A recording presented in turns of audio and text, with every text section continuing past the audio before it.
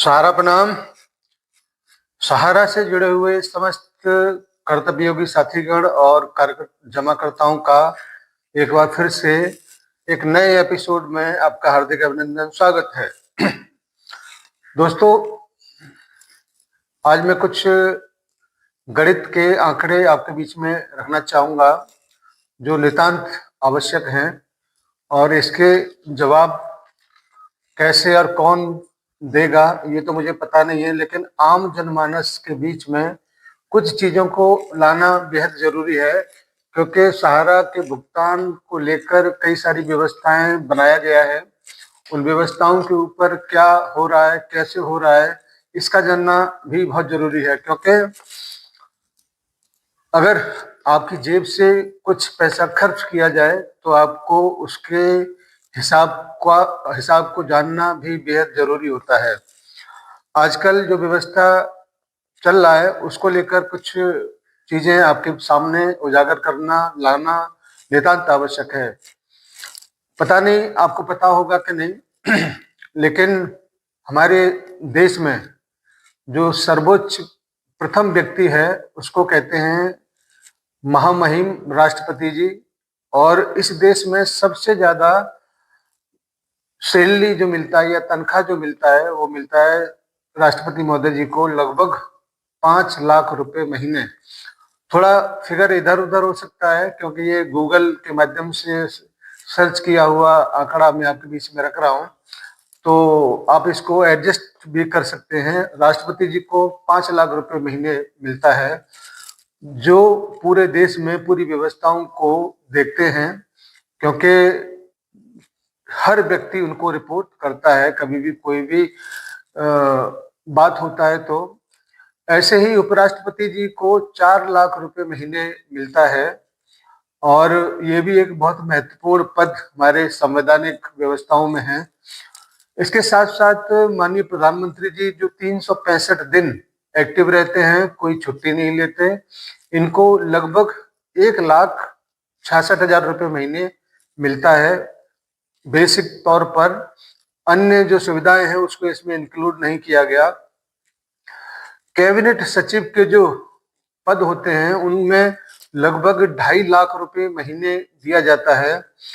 जो हमारे भारतीय सशस्त्र दल हैं उनके चीफ ऑफ स्टाफ को लगभग 2.5 लाख रुपए महीने मिलता है।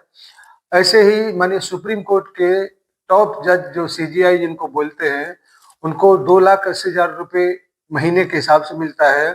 सुप्रीम कोर्ट के अन्य जो जज होते हैं उनको 2.5 लाख रुपए महीने मिलता है। हाई कोर्ट के जो माननीय जज होते हैं उनको लगभग 2,25,000 रुपए पर मंथ मिलता है। IAS अधिकारी जो होते हैं, जो अनुभवी अधिकारी जो होते हैं, उनको 1 lakh and above per month मिलता है। और जो बिल्कुल न्यू जिनकी ज्वाइनिंग होती है शुरुआती दौर में, उनको लगभग 56,100 रुपये का मूल वेतन वहां से शुरू होता है। साथ साथ संसद सदस्य यानी कि हमारे सांसद जो होते हैं उनको शुरुआती दौर से ही 1,24,000 रुपये पर मंथ मिलता है। इसके अलावा कई सारी सुविधाएं इनमें शामिल हैं और पेंशन की व्यवस्था इसमें शामिल है। कई और मूल भत्ते, चाहे वो ऑफिस को लेके, चाहे वो रेंट की व्यवस्थाओं को लेके, ऐसी बहुत सारी व्यवस्था होती है। तो ये कुछ और एक्स्ट्रा हो जाता है क्योंकि ये बहुत महत्वपूर्ण व्यवस्थाओं के अंग हैं और सबको अपनी अपनी नैतिक जिम्मेदारियों को पूरा करना होता है। तो समझ में आता है कि चलो 2 लाख, 3 लाख, 5 लाख जो भी है सैलरी उसको दिया जाए, और ये हम सबके जो भी टैक्स जो करता है उसी से ये पेड होता है, यानी कि भारत सरकार के खजाने से ये पेड होता है। आइए मूल बात, इसको कहने के पीछे के अर्थ को समझाने के लिए मैंने ये सारी चीजें रखा है आपके बीच में। हमारे निवेशकों के भुगतान कराने की जो व्यवस्था है और उसका जो कुछ भी खर्चा उसमें होगा वो सब कुछ सहारा के फंड से होना है। ये सुप्रीम कोर्ट के ही आदेश हैं। इसको लेके कई सारी बातचीत हमने पहले भी कहा है, चाहे वो साराश्री जी के अंगरक्षकों की जो दिल्ली पुलिस से लगाए गए थे उनको वेतन देने की बात हो, चाहे वो उनको जो सुविधाएं जो दी गई थी उसको खर्चा देने की बात हो, चाहे अन्य जितने भी संसाधन इसमें उपयुक्त हो रहे हैं, प्रयोग में लाए जा रहे हैं, उन सबके खर्चे का सारण्य परिवार ही वहन करेगा। और इसमें कोई बुराई भी नहीं है, क्योंकि सारण्य परिवार की तरफ से ये किया जाना है। लेकिन सहारा के जमाकर्ताओं को, निवेशकों को भुगतान कराने की जो व्यवस्था है वो सहारा के फंड से होगा, इसमें कोई दो राय नहीं है। और एक भी पैसा सहारा के अलावा सरकार के खजाने से नहीं जाना है, ये भी बिल्कुल सत्य है। लेकिन कुछ चीजें ऐसी हैं जो नागवार गुजरती हैं। हमारे निवेशकों को 10,000 या 50,000 मिलना है, तो उन्होंने जो जमा किया है उसका मूल रकम ही उसको दिया जा रहा है, और दिया जाना भी चाहिए, और इसका रेंज बढ़ाया जाना चाहिए। लेकिन इन सारी व्यवस्थाओं को देख रेख करने वाले व्यक्ति को, माने सुप्रीम कोर्ट, इस देश के राष्ट्रपति, प्रधानमंत्री, जितने भी जिम्मेदार लोग हैं, उनसे कहीं ज्यादा देने की जो बात 15 लाख रुपए महीने, और काउंसलिंग एडवाइजर को जो ये रिपोर्ट करते हैं व्यवस्थाओं को, कानूनी सलाहकारों को, न्याय मित्र कह लीजिए, उनको 5 लाख रुपए महीने, यानी कि राष्ट्रपति जी के बराबर तनख्वाह। और एक रिटायर जज जो अपने पद से विरक्त हो चुके हैं, रिटायर हो चुके हैं, उनको 15 लाख रुपए महीने देने का जो तुक है वो किसी की भी समझ में नहीं आता। और ये उस पीरियड में है जब 29 माह हो गया, पूरे हिंदुस्तान भर के लोगों को लगभग 7,000 करोड़ का ही पेमेंट हो पाया है। जो व्यवस्था पोर्टल के माध्यम से किया गया है उसमें जितनी भी प्रॉब्लम है, जितनी भी डिफिशियंसी है, उस संबंधित कोई भी बातचीत, कोई भी निराकरण उसका कहीं से नहीं हो रहा है। हमारे जमाकर्ता निरंतर सफर कर रहे हैं।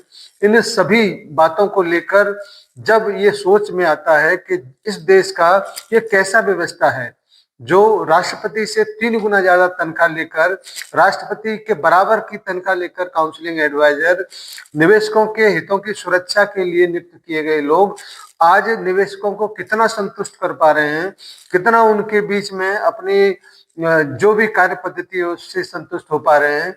इस सभी सवालों के जवाब देने के लिए किसी न किसी को तो कदम उठाना पड़ेगा, और वो निश्चित रूप से हम सब की ये जिम्मेदारी बनती है।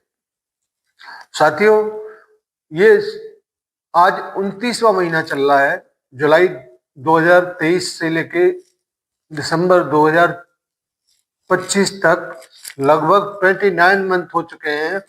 5 करोड़ 80 लाख रुपए महीने ये दोनों महान मूर्तियों को पेड किया जा चुका है, और बदले में हमारे ऐसे करोड़ों लोग हैं, लाखों लोग हैं जो पोर्टल पर डिमांड किए हैं, अंडर प्रोसेस, डिफिशियंसी, 10,000 रुपए भी नहीं मिला, 50,000 रुपए भी नहीं मिला, और इनको रेगुलर 5 लाख और 15 लाख रुपए पर मंथ 31 तारीख की समाप्ति तब होती है जब अकाउंट में इनके में क्रेडिट हो जाता है।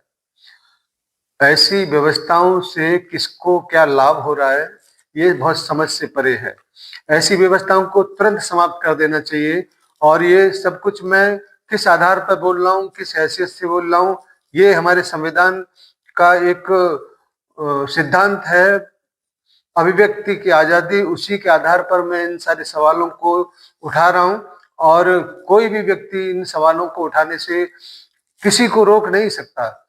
इसलिए ये जायज सवाल हैं जो तमाम लाखों लोगों के रोजी रोटी से या उनके मूलधन को या ब्याज समेत पेमेंट कराने से जुड़े हुए हैं। इन सब का जवाब जरूर इससे जुड़े हुए लोगों को देना चाहिए।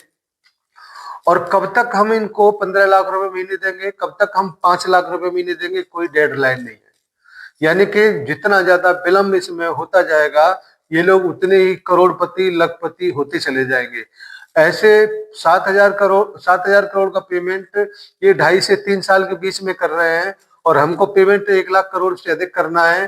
तो ये मान के चलिए कि अगले 10-15 साल तक अगर यही व्यवस्था रही, इसको रोका नहीं गया, तो निश्चित रूप से 10-5% टोटल पेमेंट का हमारा ये जो बेकार की व्यवस्था है उसमें खर्च हो जाएगा।